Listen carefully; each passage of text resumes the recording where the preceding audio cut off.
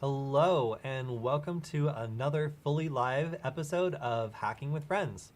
My name is Kody Kinsey. I am a security researcher at Varonis, and today we are going to be taking your hacking questions live, and I'm joined by my good friend and fellow hacker, Alex Lynn. Alex, Hello. thanks for joining us. Yeah, of course. So, at the beginning of the show, we like to, let some people connect and join and ask their questions, but also go over a bit of the security research that we've been doing this week. Alex and I are both security researchers, so we're frequently looking into doing new things either for Hack 5 episodes or just for upcoming research stuff we're working on. So, Alex, what have you been working on this week? A lot of stuff. Mostly stuff that's contributory to upcoming Hack 5 episodes that we're going to be doing. So, lots of the sort of development work I've been doing this week is based around the Wi-Fi nugget, actually. We have a few different projects that we're going to be showcasing, but the first one that I worked on was for an SSDP demo that Kody's actually going to be doing, I think, sometime this week, next week, or whenever. So if you don't know what SSDP is, I think it's Simple Service Directory Protocol or something like that. No, it's on my screen. Oh, it's on my Discovery screen. Protocol. Well, Simple Service Discovery Protocol. Yeah. So do you want to talk about that at Yeah, all? sure. So Okay. just because I've had to talk about it for the last hour. So Simple Service Discovery Protocol is something that Windows computers use to find universal plug-and-play devices that are on the network. That could be like an IP camera or a network-attached storage or really anything that's designed to be easily connected to. This is just a standard that is super popular, and other devices use it as well, but Windows computers are the ones that will just actually have something pop up on your file explorer and tell you, like, hey, there's a device here. And it's pretty much up to that device to identify itself however it wants. So, yeah. Yeah, so basically the demo that we're doing is showing ways that a hacker could utilize this protocol in order to pop up like a rogue SSDP device. So if you have like a smart camera or like something else connected to your network that you're looking to connect to, but then, whoa, all of a sudden you see this mysterious device on your network, you might be intrigued to click on it and try to configure it. So there's an attack where you can spawn up like an evil like SSDP device that props up like a phishing page or whatnot, and then stores whatever credentials you put in, presumably like if you're trying to log into your like Ring camera or whatever it is. So if we switch over to my screen, I created a demo of how this works using a Wi-Fi nugget. So the Wi-Fi nugget is one of the devices that we carry, which is just a Wi-Fi microcontroller, and a Wi-Fi microcontroller with a whole bunch of other cool features and stuff you can do on it. So for this demo, I just programmed a little graphic on it that shows the progress of the SSDP attack and also actually hosts a fully functional locally hosted web server on the Wi-Fi nugget that props up the phishing page. So you can see the status on the Wi-Fi nugget, and I can just go over to the IP address in a browser, which is 192.168.0.190. And when I log in, or once this page comes up, actually, you can see that it shows that the victim's logging in. And then we also have this page here, which is hosted on the Wi-Fi nugget. So I just put in some random filler text. It says sign into Google, and it's also using some Google CSS assets, actually, which is why it has like the same font and everything. But after you plug in your credentials to sign into Google, it should redirect you to google.com. And as you can see on the Wi-Fi nugget, it logs these credentials that it's picked up from the phishing interface. So the problem with using SSDP on like Linux or Mac or stuff like that, it's not as easily discoverable to find these devices on your network. But if you're on a Windows computer, usually you'll be able to discover these devices like from a file explorer. So if you check out the GitHub repository, I actually don't have this pulled up yet, but I'll pull that up in a second. Here it is. You can get a full overview of what this demo does, and you can also see this is typically what these devices look like when you're opening them up from a Windows machine. So that's the demo that we've been up to. Yeah. Yeah, and so on a high level, what this would look like is a Windows users would find something in their file explorer that just is appearing on their network, and it would have a specific and hopefully interesting name. And by clicking on it, they would be redirected to a phishing page or some other page that would potentially have the hacker be able to get some sort of credential for them. So if we switch over to my screen, we can see kind of the weaponized version of this. This is called Evil SSDP, and this is kind of what this project was inspired by. This is a Python program, which of course you have to have a full-on computer, not a little microcontroller, in order to use. But this has a number of different, I guess, like phishing payloads built in that are, I would say, a lot more convincing. So Some of them are templates for Microsoft Azure, or as you like to call it, Azure. Yeah, it's fancy. And what's cool about this is it looks as though it is a mounted storage for like a cloud drive. So if you were trying to connect to a cloud drive that was showing up on your network and it asked for your credentials, I mean, that would be pretty normal maybe, or at least expected. So there's a number of different ways you can abuse this protocol to make it look a lot more convincing. You can see it show up as a Bitcoin wallet, which I think is very funny.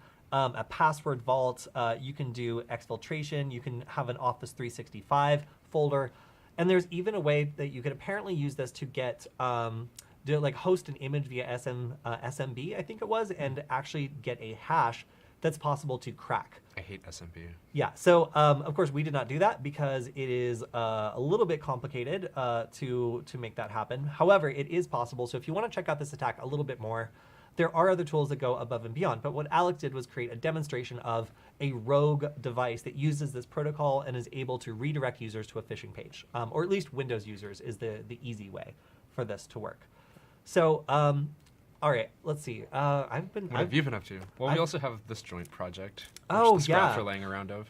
Yeah, You want to so talk why don't you about talk that for a second? Yeah, so Sure. we're doing a Hack 5 episode that is featuring industrial hacking. So in order to show off industrial hacking, we needed to create something to hack. And as everyone saw a couple weeks ago, Alex did his patented finger test on this and was able to show that, yes, he can destroy my prize centrifuge by sticking his finger in the path of it. It works. So this week, he actually went ahead and created a fully functional Wi-Fi control panel for this, which had safety ranges built into it. So presumably, it wouldn't be possible for a hacker to set an unsafe, or a user to set an unsafe range on the motor and potentially damage a centrifuge. So, Alex, you want to show it off on your screen? Yeah, if we switch over to my screen, you can see the demonstration of the centrifuge working. So there's basically just a mock-up control interface that I made where you can just move around this little slider, and it adjusts the speed of the motor / centrifuge completely electronically. And this is also done through web endpoints and stuff like that that's completely hosted on the Wi-Fi Nugget. I actually have the interface pulled up here. It's pretty simple. So there's just like a little slider here that limits how high you can put up the RPMs. It gives you a little gauge of how fast it's rotating. And then it controls the speed live. Looks like you have a demo of it crashing though, actually. Yeah, so in the final part, if we switch over to my screen, you can see what it looks like when we actually accelerated this. And before we get to the good part, I should note that we deliberately loaded this centrifuge so that it was not totally even. So the weights were distributed in a way that caused a lot of vibration deliberately, and we set this up so it could be destroyed very easily. So another thing that I did, which I thought was pretty cool, was I deliberately flawed the part, which you can see right here, and made little cuts into it, which made it much more susceptible to being sheared off by the centrifugal force of it being whipped around really fast. So the end result was we did have it completely fail in one of our tests, but in another one where it didn't totally fail, but it still caused a little chaos, this is what it looked like. You can see that I set a value that was much too high here, so it started spinning out of control, way beyond what it was designed for.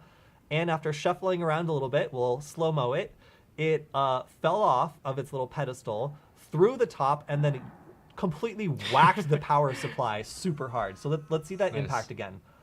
There we go, and boom, right to the chip that's supplying power to the whole thing. And then, of course, it accelerates out of control. I don't think I would try the finger test on that one. No, that one was weighted down real heavy and was pretty dangerous. So that's going to be in our next Hack 5 episode on industrial hacking. Stay tuned because I think we just are finishing up filming it today and tomorrow. So we should have that coming out in the near future, and it was a lot of fun. Yeah, so building something that was deliberately designed to fly apart and damage itself was really cool and interesting, and that's something that I got to work on a lot. So another thing that was really cool was we recently did an episode on how to find security cameras using Wireshark, like if you're at an Airbnb or something like that. And I had a user reach out to me on Twitter and say, hey, I also made a tool that's designed to do something like this. So if we switch over to my screen, you can see Airbnb Scanner. I have not tried out this code. I haven't audited this code. It could be spyware. It could be malware. Who knows? But I will say 23 people on GitHub seem to think it's cool. And the concept is really interesting. So what this is it's a scanner. And it's got a cool little, this astronaut's fascinated by this jellyfish it found in the wild. Yeah, this will attempt to scan around and find via ARP scanner different devices with interesting names that could potentially be a camera. Of course, you would need to be connected to the same Wi-Fi network or just physical network as the device that you're scanning for, so there is a little bit of a rub in this, but it was really cool. We had one of our Hack5 subscribers point this out, that they had also made a tool that was designed to kind of solve the same problem. So shout out to this person if you want to check it out. Again, I have not audited this, so I just was pointing it out there. Make sure to do whatever checks you would normally do to make sure it's not malware, but it is still really cool to see other people putting out stuff that's designed to solve basically the same problem as we're solving. And then also, just a little shout out to our friend Arsenis. So Arsenis has been working on speeding up some aspects of the Wi-Fi Nugget.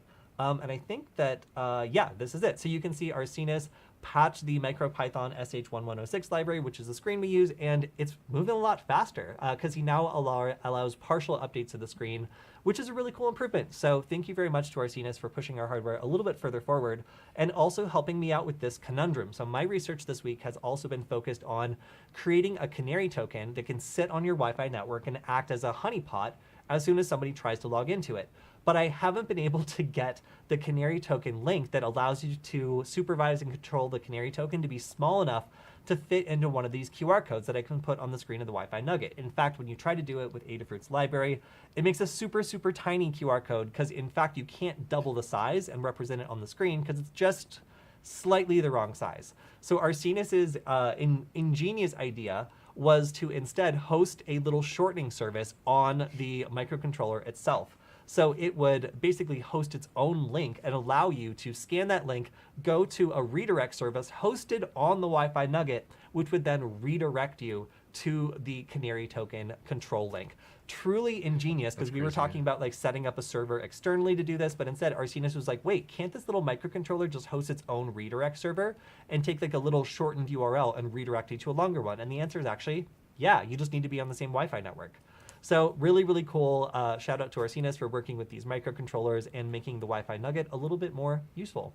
And that's all we have for this week. So we're going to go through and start answering your questions. Thank you for being patient and also going through with us on some of the cool new research that we have been working on this week. And before anyone has any questions about the new Wi-Fi Pineapple, which we also just found out about today and are very excited about, we don't have one. So we can't quite tell you everything about them yet, but we do want to get one very soon and start checking it out because it looks super cool and we've been looking forward to it very much. We do have the newest version of the Wi-Fi Nugget software that we might need help bug testing, though.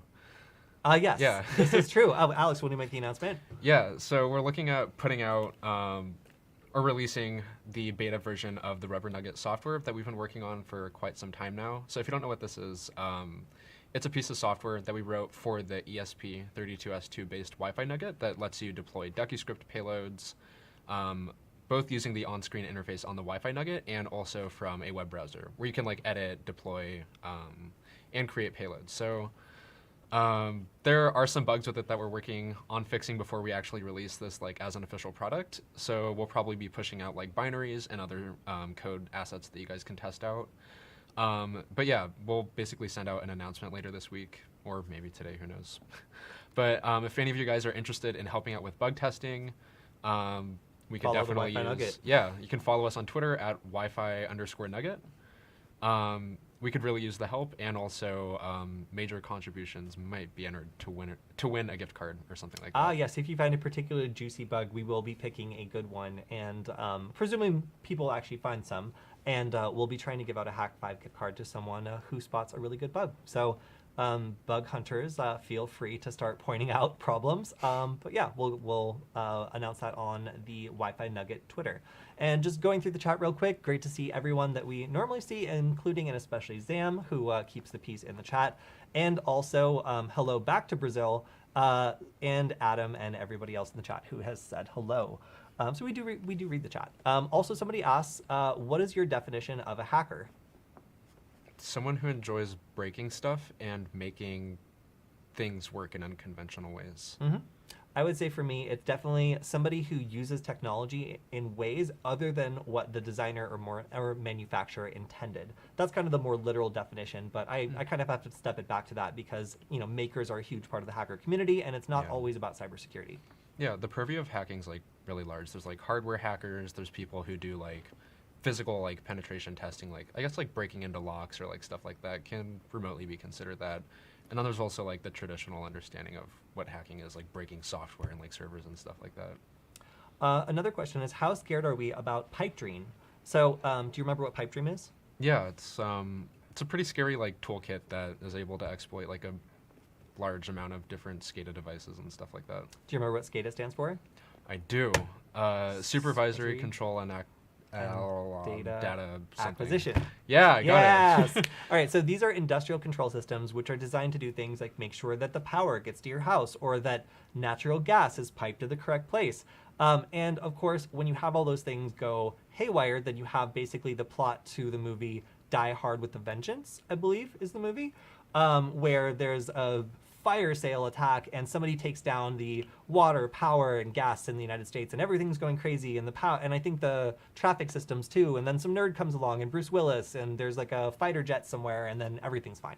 So obviously things could get pretty serious based on that documentary. And you can tell that these sorts of toolkits coming out to make it so that even lower skilled hackers can have big impacts against these critical systems is really bad, especially because a lot of these systems are made by the same manufacturers. And once there's a 0-day vulnerability in a SCADA system or there's some other problem in a SCADA system, often it's very hard to get people to update these things.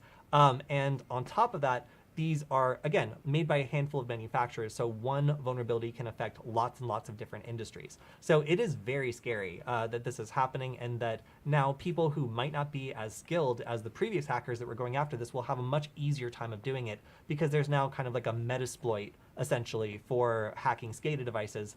And obviously the impact of this is much bigger than, like I don't know, the Hershey's website going down. Not to single out Hershey's, but people, they're not going to lose a lot of money if that marketing website goes down. Whereas if you have all the power generation in a huge facility go out, that is a huge emergency, and there might not be enough power in that local area to be able to make up for that.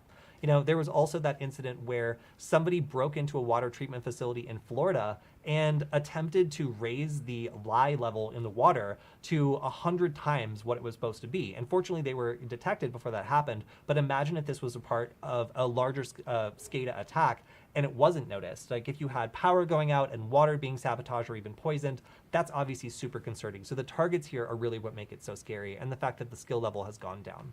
Yeah, the thing is, like, for something that large too, and they just have a lot of ubiquitous protocols that are implemented, just so there's like standardization with that kind of thing. So the thing that I was reading about it, it's like once you have a toolkit that attacks like a very ubiquitous protocol, like most devices on that scale are going to be affected.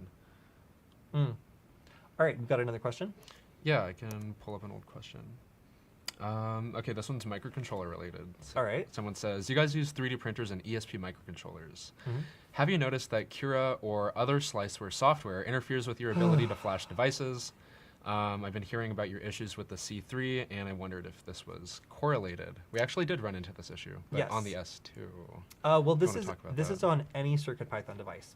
So if you're using CircuitPython and you are attempting to do anything, and you also have 3D printing software on your computer, there can be a conflict where whatever your microcontroller is trying to do gets canceled out by your computer blasting it over and over serial with a M103 message. And what that means is it's trying to get the temperature of the nozzle. This is just the way Cura works. Anything that's connected to it, it just assumes is a 3D printer and just starts wailing on it with messages demanding that it tell it the current nozzle temperature. I don't know why it does this. It's very annoying and it interrupts the program. So my solution has been just, disable or just turn off Cura. And then this starts working again. But yeah, this has actually caused lots of issues because sometimes when you have these two things combined, the 3D printer software will automatically think that the microcontroller you're trying to work with is a printer and start to do stuff with it. And that has caused many issues in the past. So if you have a Wi-Fi nugget and it stops working, might be Cura, because that has been a problem consistently. And I still don't have a very good workaround for that. So if you know of one, please let me know in the chat. Use Prusa Slicer. I don't know. Like me, it's superior. I don't know if that one will work any better, but I guess we could try. Someone says, hey Alex and Kody, I'm wanting to learn more about ethical hacking in between semesters. I'm not sure if I should go with a short course or just start learning how to use a toolkit like Kali Linux. Both aren't a bad option. I think I started with, like when I initially started like learning hacking and stuff like that, I didn't like really know where to start, so I started taking like a random YouTube course on like CCNA prep, and I learned about like networking briefly and stuff like that. But then I realized like I just wanted to learn how to use like different tools to hack stuff like Wi-Fi, crack passwords, and stuff like that. So I started messing around with Kali and went that route instead. I don't know. I think just figuring out like what area of hacking you want to get into and learning how to use like tools in purview of like whatever subject or like discipline you want to learn, I think that can be pretty valuable.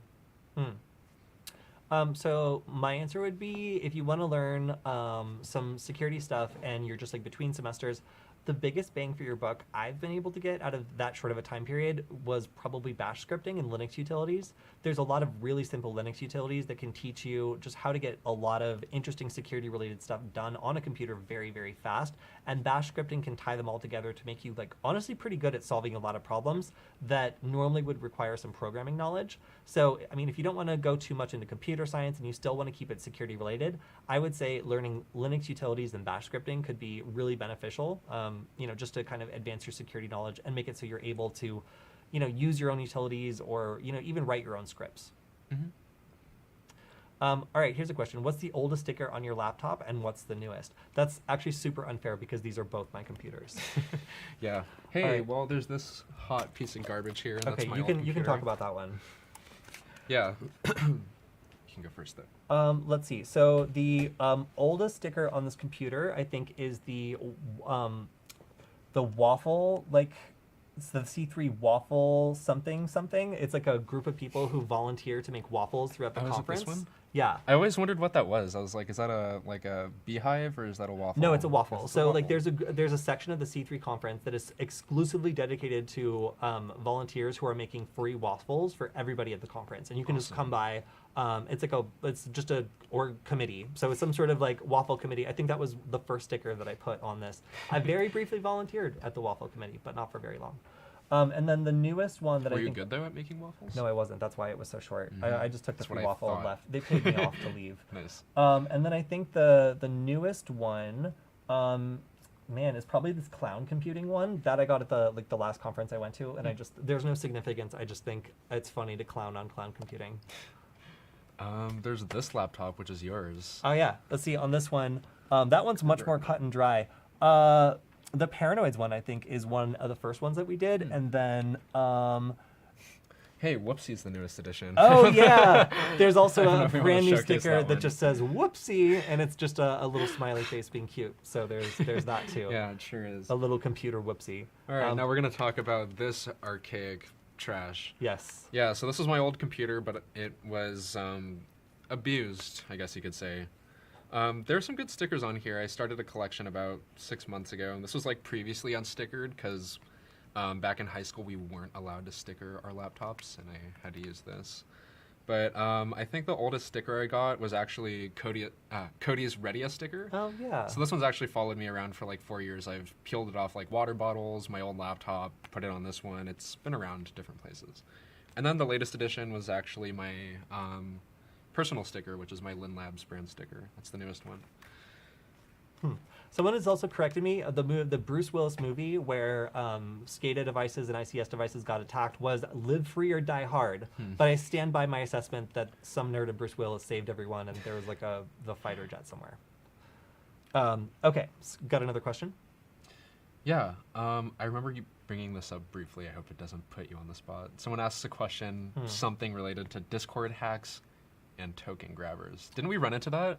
One Something of our related to that? Yeah, so one of our friends who was for a while helping us create the Wi-Fi Nugget. Actually, two of our friends, both people that we have had working on the Wi-Fi Nugget, have had their Discord tokens stolen. Oh, no. And this actually allows you to log into a bunch of like other things as well. I don't know why Discord tokens are so useful, but they absolutely are, and they're a huge target for Discord token stealers. So there's several examples of these that are viable on GitHub. I was kind of surprised to see that, but they are an increasingly common thing for people to be tricked into opening, either thinking that they're getting a crack, a cheat, or something like that that's supposed to give them an advantage in a game, but instead it ends up stealing all of their tokens, which often can lead to access into their other accounts, such as their school account, which our friend then ended up contacting the FBI about because they felt very upset that someone had broken into their accounts via these token stealers. So they are a big concern. They are happening to people that we even know, but I don't use Discord anymore, so that would be a useless piece of malware to throw at me. Someone asks about our favorite enumeration tool other than Nmap. I have to say I use NetDiscover a lot in conjunction with Nmap. It's just a quick tool to discover like what devices are on a network without having to remember like any like parameters or like other stuff you have to tack onto like Nmap or whatever else, whatever other tool you might be using. I just use it to discover like a list of devices, their manufacturers, their IP range, and then I can just run like an Nmap scan to discover what ports are open.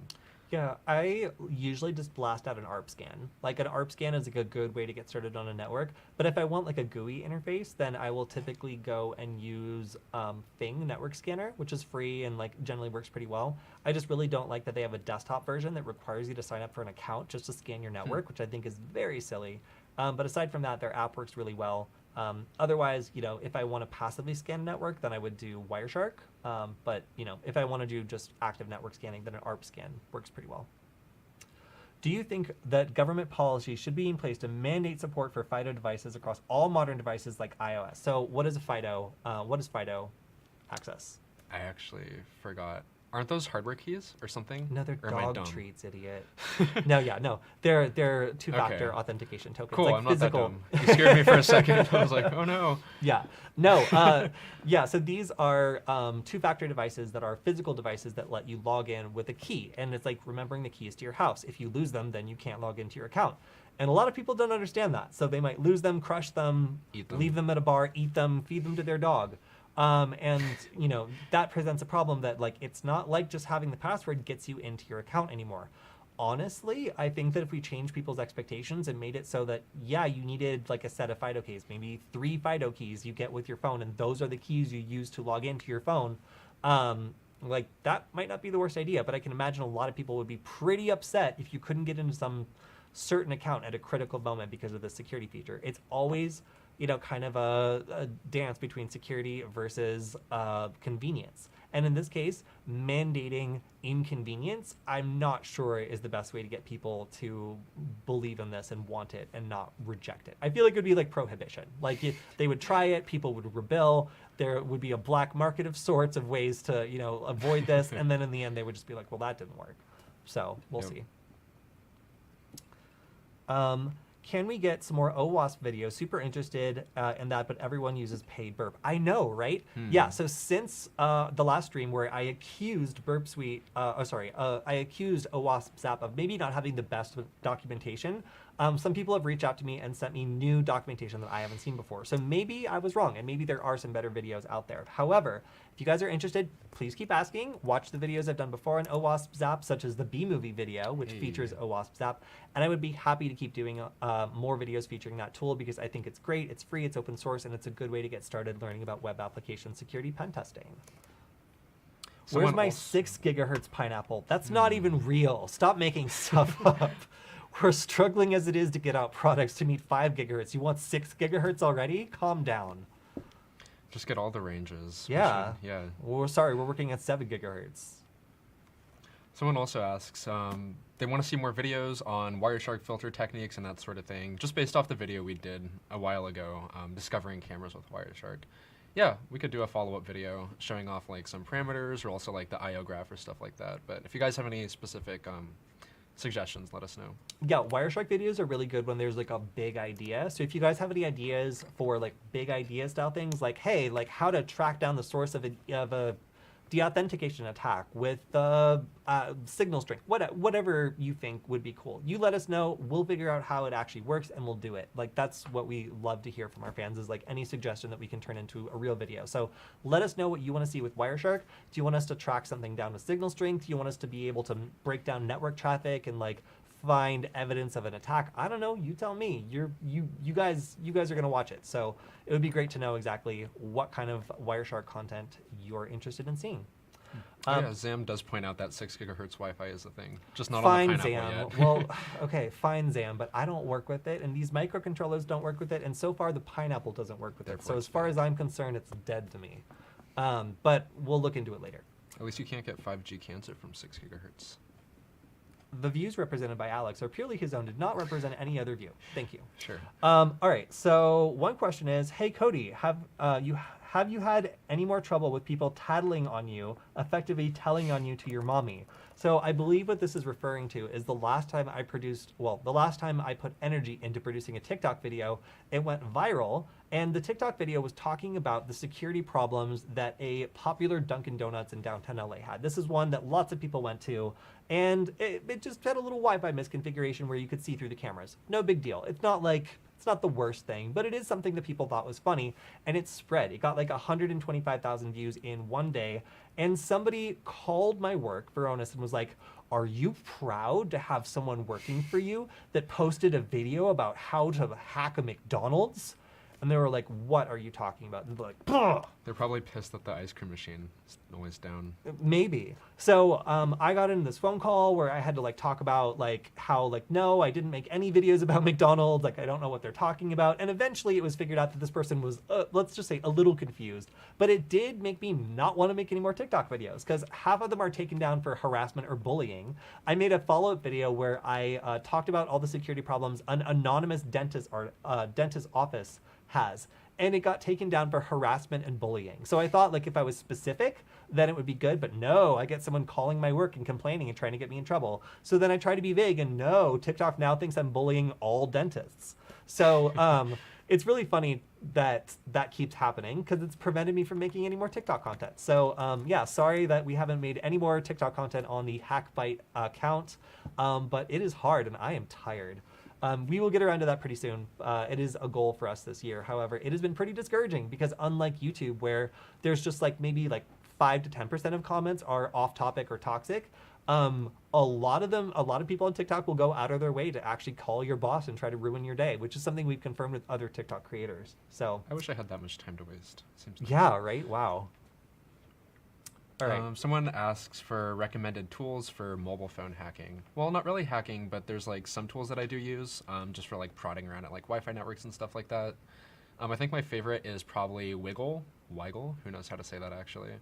But I like that for war driving. You can discover Bluetooth devices, Wi-Fi devices, stuff like that in the area, and like physically pinpoint them like on a map, like where they're located. So you can like gather data about like how secure they are and stuff like that, and then look at a database of like other Wi-Fi networks that other people have collected and be able to like upload yours and just get a general idea of like the Wi-Fi landscape around you. You can also use like Fing, which I like for discovering devices on like a local network, just seeing like what's connected, what ports are open and stuff like that. And then besides that, I also like, I forgot the exact app, but having SSH on my phone is nice. Oh yeah, I'm forgetting the app too, so it's obviously they need to work on their branding. All right, so another question we have is, are you guys going to be releasing any content on blockchain hacking? So a couple things with that. Michael, our cryptozoology specialist, is much more into the whole blockchain thing than either of us are. So I wouldn't know where to start. But secondarily, we get a lot of problems with our content being taken down by YouTube if we are not very careful about structuring, what it is. So if we write an instructional guide on how to hack any sort of blockchain, it is going to get taken down so quickly, and the other content creators on our channel are going to be upset that they can't, upload something onto the Hack5 channel that week because one of our pieces got taken down. So being too edgy is actually a big problem for us trying to translate all of cybersecurity into a show that's on YouTube and could be taken down at any moment depending on who looks at the content and doesn't like it. So we're probably not going to cover blockchain, honestly, because for one, it attracts people that are outside our normal audience and would have a lot to say and probably be very excited or upset, either one, I don't know, but it's not really who I want to be talking to. And for two, it probably will get our videos taken down. So that's why we probably won't be doing it. You got a comment on that? Yeah, when it comes like to talking about like the technical stuff behind it, like how to hack and like exploit, that sort of thing, that's kind of a gray area for like YouTube. They don't really like that sort of thing. And you never know like what kind of attention you're going to attract. It could be negative, it could be positive. We really don't want to mess around with that. If it's like a high level overview of like how some of this stuff works, that's probably okay, and we might create content around it. It all really just depends. But yeah, we've had previously not good experiences putting up like edgy content. Yes. So one person from Mexico says that they want to start doing blue team stuff. Where would be a good place to start? That's where I would say networking. IT networking is by far the best place to start, even better than cybersecurity in like computer science, because a networking foundation will make it much easier for you to understand how things are supposed to be working. And as a blue team person, that's where you're supposed to live, with everything working. But then finding out when things are not working and finding out how to diagnose it and what the right tools are, that's going to give you a huge advantage if you have networking experience and a networking background. So that would be my suggestion to get started with that. Yeah, you really have to know like the nitty gritty of setting stuff up the proper way. Whereas opposed to red team, you just have to know how to break stuff. Well, I guess also in addition to like knowing how this stuff works, but really knowing the details about like network layers and like how to use like Cisco iOS or like stuff like that to like properly set up your networks or whatever. I think that's a good foundation. One question is Shodan worth the money? It depends on where you live. If you live in Germany or a country where you're not allowed to actually do active scans of a network without it being considered a crime potentially, then yeah, it's definitely worth the money. Because having an American company doing the scanning for you means that you don't get in trouble for looking at those results and being able to like get essentially the same information you would have if you scanned directly. So in some countries, this is the only real way to do a network scan while staying within the legal framework. So yeah, but also it's an awesome service. It's easy to query. I managed to get myself a free license because I work on Hack5 and I did a couple guides on it. And yeah, I still use it. I think it's really cool. So especially if you're doing something where you need to do an assessment of how many ports are open, how many services are open, and you want to be able to get that information in an easy to consume way, or do it programmatically because you're programming something that needs to connect to every vulnerable device on some particular system you're doing a pen test on, like then yeah, it's super useful. I would say it's very, very worth the money if you have it. Hey, this is a question for you. Sorry. Vince asks, currently in physical security and I want to get into cybersecurity. I did that too. Nice. Yeah. Someone said I should get into Python and learn that, but I've been messing with Kali Linux. So many things to learn. Where to start? Question for you.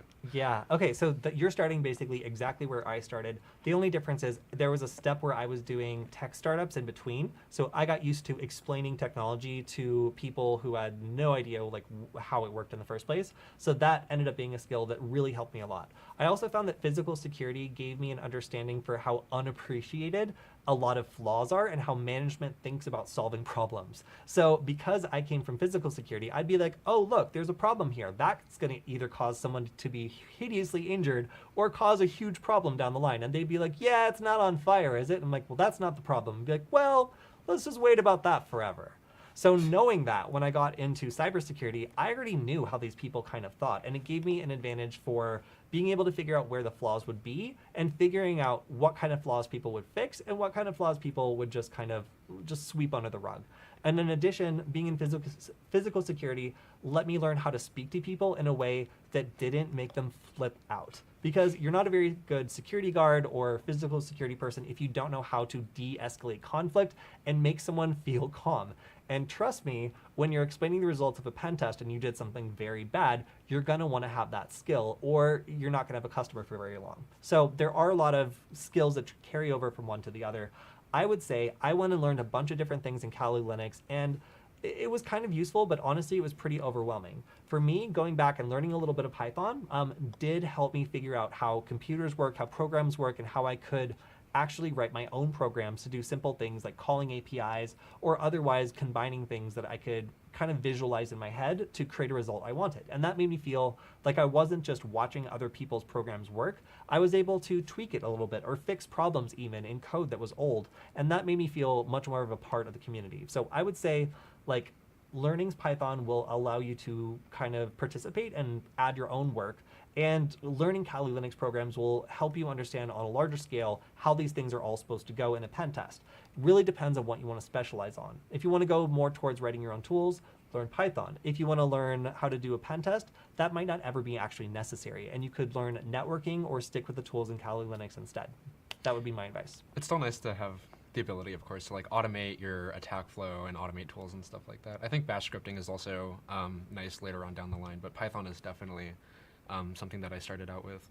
There's also like just a lot of tools that are like based off Python, and like learning to like take apart these tools and like modify them and like maybe add your own like utility to them really taught me a lot about like programming and also just like how a lot of things work. Yeah, I would say I went back to community college. It was free in California, which is really nice. So I was able to surround myself with big nerds who were super into this stuff that I was just getting started with. And together, we were all able to figure it out. So surrounding yourself with other people that are going through the same process or might have more of a background than you in a certain thing, having those people around you helping you figure this stuff out is a really, really motivating factor. Because I found that none of my old security pals really got it, what I was trying to do, and I had to surround myself with new people who were in the same position in order to keep myself motivated. And for me, that was free through community college, and I got really lucky with that. So that's another thing I would recommend. If you can surround yourself with fellow nerds who are also transitioning into doing security, I think you'll have a better time.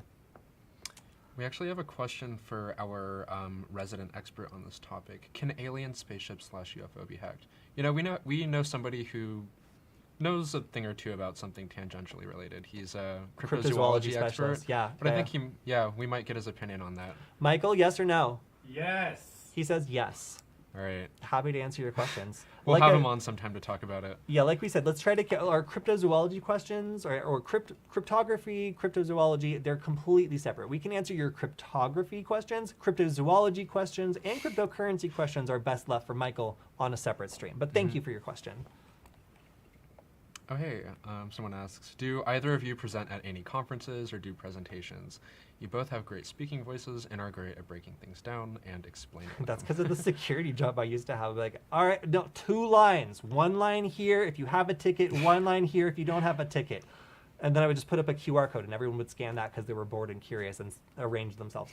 Communication is definitely something I picked up in another job, and it does carry over to doing presentations. So I'm going to be presenting at the Hope conference if it's accepted, and Alex is too. Yeah, I forgot about that. Yeah. But I guess I am. Yeah, well, you've been accepted. I have not been accepted, and then I have been accepted at the RSA conference. So I'll be speaking at RSA for sure, hopefully at Hope, and then Alex will be speaking for sure at Hope.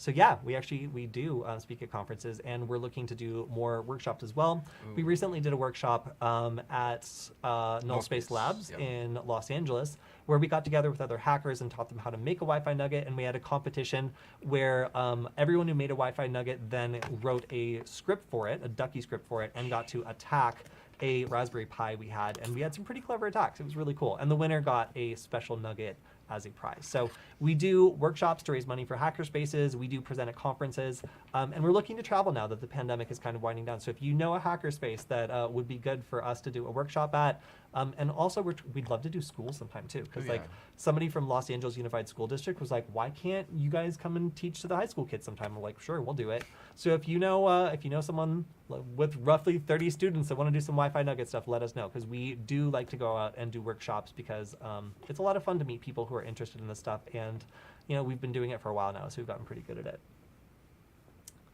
All right, what's up next? There's a lot of questions. Let me pull up something old. Okay, all right. Okay, someone asks, where's a good place to ask technical questions about the Wi-Fi nugget? I'm having some trouble getting multiple payloads to run with the different buttons using the Rubber Nugget script. Cool, so addressing that, I think that's probably the current CircuitPython version we're shipping with. So you probably know more about how that software works. But if you have any questions about the Wi-Fi nugget, for now you can reach out to us on Twitter at Wi-Fi_nugget. You can also create just an issue on GitHub. We'll probably respond to that. We were also thinking about in the near future making a forum or something like that if you guys have any questions about the nugget. But for now you can just find us on either of those 2 places. Do you happen to have any insight to the issue with the Rubber Nugget? It could be anything. It could be a bad data cable. It could be anything. So just contact us. Hopefully we'll have a new version of now we have a new version of the Rubber Nugget software to test. So you should be able to try out a much more advanced version and hopefully give us some feedback. But it should, just hit us up on Wi-Fi_nugget on Twitter, and we will get back to you. Yep. All right.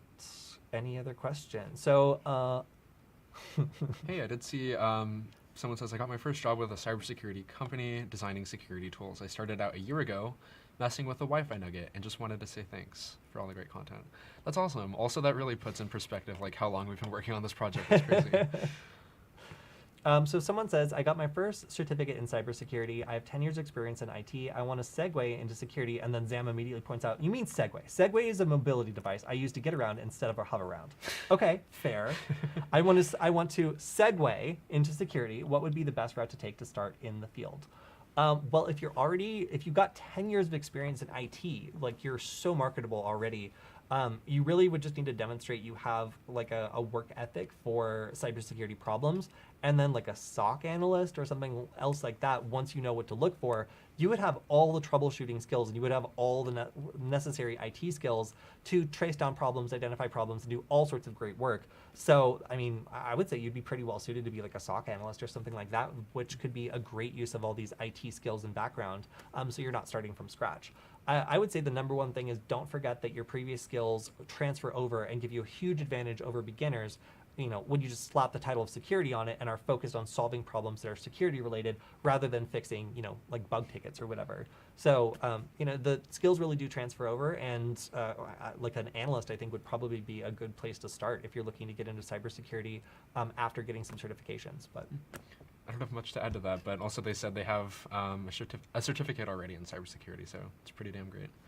It's a good start. Just market the skills you already have. Someone also asked, did I go to Pierce College? No, this is not a Pierce College sweatshirt, and I also did not go to this university either. Good question. Nice. All right, question, will either of you be at DEF CON this year? Heck yeah, we're going to be at DEF CON this year. So I think the other Hack5 people are going to be there too. So you can catch us and the other Hack5 DEF CON people, and we're going to be wearing masks, so it's going to be hard for you to tell who we are. Unlike the year before last, where I had a hard time going to the bathroom without running into people who had awesome things to say, but also while I had to pee. So if you see me going in a straight line to the bathroom and you successfully identify me, feel free to say hi, but starting a 5 to 10 minute conversation might not be the right time. And also, please don't ambush me outside the restroom, as was suggested last time. If I come out to a large crowd, I'm just going to go right back in.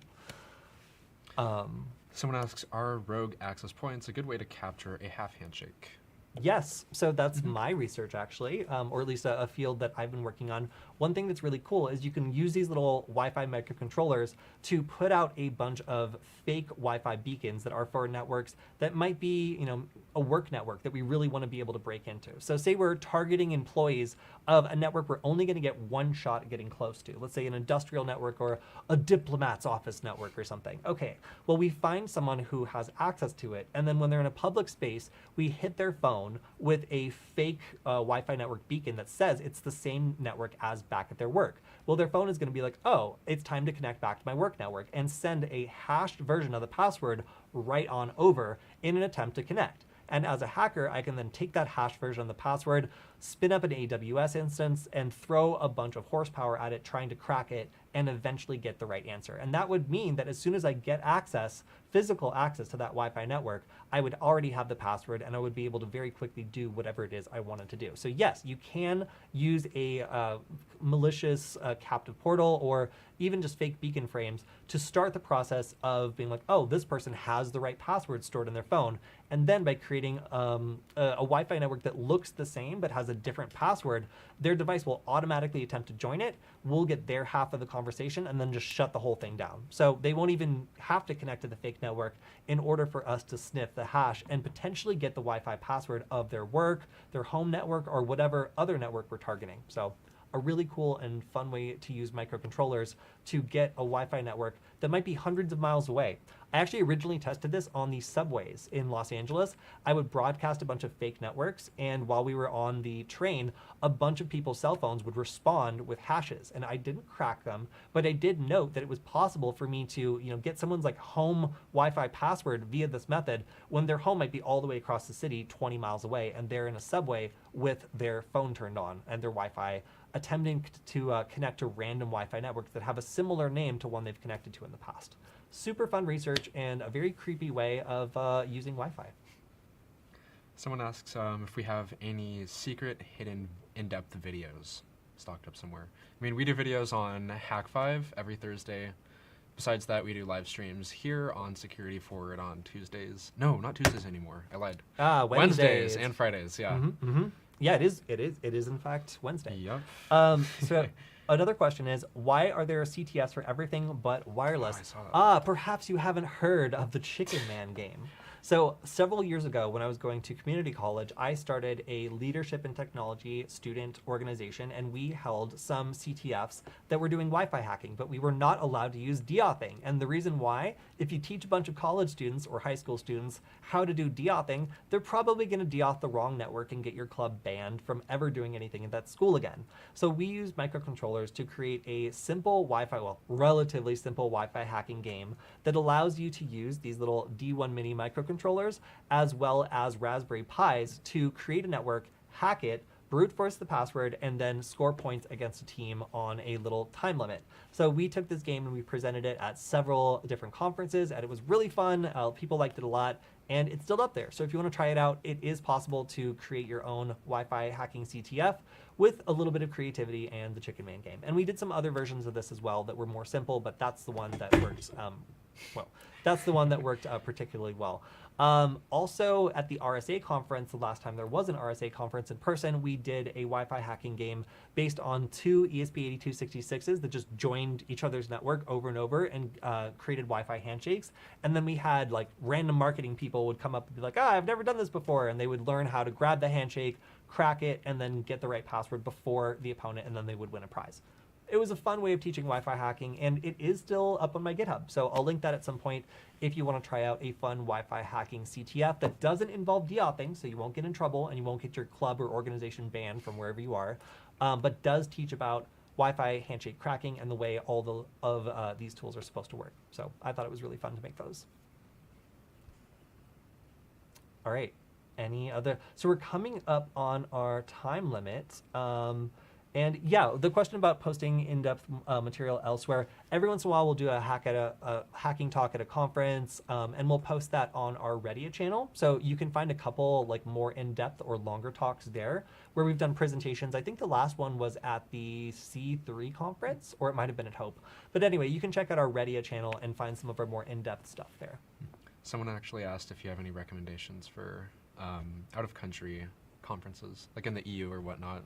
Now that you mentioned C3. EMF, C3, and there was another one. EMF Camp was recommended to us by Mitch, so you know it's good. And there's one other one that I'm blocking on. But yeah, there are some good European conferences, but those are the two that I know of. I'm really going to try to go to C3. I'm going to try to get him to go to C3 too. So if you want to meet us all in Germany, if things are good in the future, then yeah, we'll see you there. Someone asks, what about someone who's been a web developer for 18 years and no longer wants to deal with code? I mean, with web development, there's two different sides to it. There's like front-end stuff, which is a lot of nonsense. That's mostly what I do. It's writing HTML, CSS, and JavaScript to prop up like interfaces and stuff like that. Then there's also like back-end work in like PHP or whatever other language you might be using. I don't know what you do or like what you're wanting to get into, but it's I guess like cybersecurity or InfoSec, which is like sort of what we do. It's a little bit different, but I don't exactly like touch code every day as much compared to like when I was doing more web-based stuff. A lot of what I'm doing now is just like automating existing tools or like learning how to use Linux utilities that are already out there and written, and if anything, just like adding more functionality to them. So I'd say like the scope of that is a little bit different. It really depends like what you're wanting to get into. So if you have any more specifics, we could give you further feedback. Let's see. Evo Defense is asking, where are they taking questions from? Here, buddy. And by the way, thanks for buying a Wi-Fi nugget. I recognize that screen name. Nice. Do you guys have any tips on bug hunting or know any good tools to help with bug bounty hunting? Yeah, so the one thing I recommend people check out is portswigger.net's Academy. They have lots of deliberately vulnerable web applications you can practice out any tool on. You could do Burp Suite or you could do a WASP Zap that works exactly the same, and the same solutions work, in fact. Weird, huh? Weird that just all kind of works. But it's free. It's a great way to get started, and I would say it's probably my favorite way of learning about web app pen testing if you want to do that sort of bug bounty program, which by far is the easiest and most accessible way to get started with bug bounty stuff. Potato Bois asks... you thanks for pronouncing it correctly. Yeah. All right, Potato Bois, we're taking up your question. So there's a script for Hashcat which allows you to try several different hashes against a word list one by one, kind of like automating the entire thing when you want to try a bunch of handshakes in one after the other. I think I actually did this once. I captured 2 different handshakes that were both for default Spectrum routers that were like my Spectrum Wi-Fi or like Spectrum setup, like 123 or something like that. I just multi-threaded the process on Linux. That's literally it. I don't know if there's a script for that or a plugin for Hashcat, although I'm sure there probably is because there's a lot of Hashcat plugins and add-ons. Someone says DEF CON in China. I would love to go to that, but at some point our production assistant accidentally put one of those like banned like Winnie the Pooh stickers like on our computer. So I honestly think we can't go to China now. Shoot. I think they get mad about that. So I would love to go, but I would just be worried that I like wouldn't come back. As a former like fan and Winnie the Pooh aficionado, I think I would also probably get banned from China. Yeah, you do. That Like was Winnie my the Pooh a lot. childhood. Yeah. So one question, or rather statement, is C3. Michael, see you into C3? I'm going to assume that you're asking about the ESP32C3, because that's what I want to talk about. And no, we're not really into that microcontroller. There's a number of different new ESP32s that have come out, and the ESP32C3 is the one we recently just checked out. It has Bluetooth, and it's meant to be kind of an update to the ESP8266. But for us, it doesn't allow you to use onboard serial, which is a big mess for beginners and Really? causes them to have... Garbage. You know this? I didn't get to mess around with it yet, but I know you did. Yeah. I'm just like, I get to vicariously feel your pain. Yeah. That's So true. like now, if you plug it in, it doesn't appear as anything. So beginners have to muck around with command line stuff in order to get it working, and it is not as fun for people to get started with. So while I value it and I respect it, it also can't do Wi-Fi hacking. So as an update to the ESP8266, it is locked down in terms of doing bad Wi-Fi stuff. So for a hacker, okay, I can't do Wi-Fi hacking stuff. I can't do native USB attacks like USB rubber ducky style stuff. I can do Bluetooth, hooray. Like, like unless I'm developing an IoT application, like this isn't really anything super fun or interesting compared to the ESP32 S2 or the ESP8266. So those would be my 2 top picks for microcontrollers to do hacking stuff with right now. The C3 currently does not make that list. Changed my mind. I encourage someone. If that wasn't your question, too bad. That's what I wanted to talk about. Just roasting the C3 already. I just wanted to talk about how much I don't like it. Okay. So someone is also asking whether or not we've heard about Anarchy Grabber. You've asked like 4 times, and unfortunately, I've never heard of Anarchy Grabber. I'll have to look it up now, though, because it seems like you're really curious about it. Although, if it's a trap, then I'm probably not going to run it on my computer, so nice try. I know that vaguely it has something to do with token grabbing. That's the extent I know about it, but maybe we'll look into it and cover it. Who knows? Okay. I think that we're just about out of time. We'll take one more, and that's a silly question, as the person says. How simple is it to include a word list that you created yourself as opposed to one that gets automatically gets used when you begin a password crack?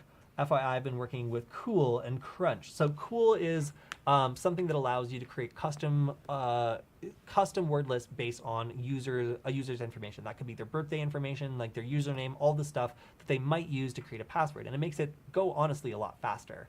Do you have any thoughts on that? About that one specifically, or including custom word lists? Including custom word lists. Oh, yeah. I usually do that for, when I'm like, not to admit to anything, but when I'm like doing like Wi-Fi type stuff, there's usually like a set like genre of password that's used. Like if it's a default setup, like as I mentioned before, like my Spectrum Wi-Fi or something like that, they're usually using like generative passwords that follow a formula, like noun, adjective, 3 numbers. Or I also find something that's really common is just like phone numbers for the general area code.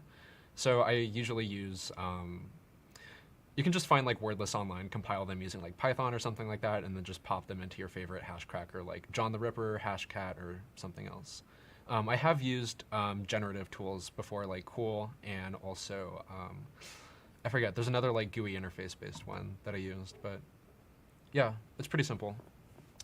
Cool. All right. Well, I think that's all the time we have for today. There's one more question about Bluetooth security, but I don't know enough about it to give you an answer, so I'm sorry about that one. But if you have another question, feel free to leave it on the YouTube video of this recording, and we will answer it next week. Of course, you can also go back to one of our other videos and leave it there, but this is where we'll see it. So if you have a great question, make sure that it gets left there, and we will always go through those first, or at least try to, so that they get answered. Also, just thank you to everybody in the chat today. And if you want to help us identify bugs in the new Wi-Fi Nugget firmware, that's going to be the Rubber Nugget firmware, go ahead and follow the Wi-Fi Nugget account on Twitter, and you can participate in our bug testing program. And if you have our favorite bug, we will be giving out a Hat5 gift card. So thank you to everyone who helps us make these projects better by giving us your feedback. And yeah, if you want to see more videos on OWASP Zap, if you want to see more videos on Wireshark, please let us know in these comments, because we do listen and we make videos based on your feedback. So great to hear from you all, and we'll see you next week. And per always, thank you to Varonis for letting us do this as part of our day job. It's really cool to get to hang out and show you guys what we've been working on. So big shout out to them. All right, we'll see you next week. Alex, thank you as always. Of course. Goodbye.